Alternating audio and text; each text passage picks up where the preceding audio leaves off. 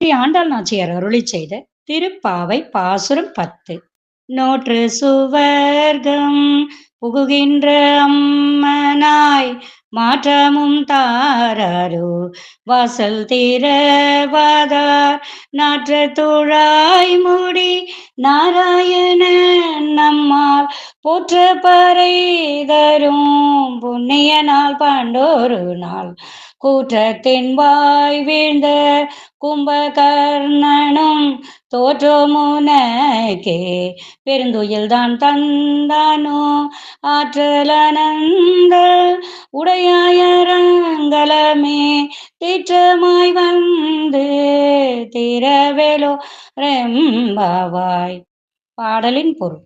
ஒரு பிறவியில் எம் பெருமான் நாராயணனை எண்ணி நோம்பி இருந்ததன் பயனாக இப்பொழுது சொர்க்கம் போல் சுகத்தை அனுபவிக்கின்ற பெண்ணே, உன் இல்லக்கதவை திறக்காவிட்டாலும் பரவாயில்லை.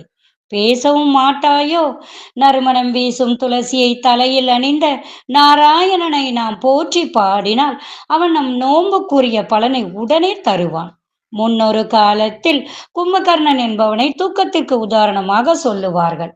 உன் தூக்கத்தை பார்த்தால் நீ அவனையும் தோற்கடித்து விடுவாய் போலிருக்கிறதே.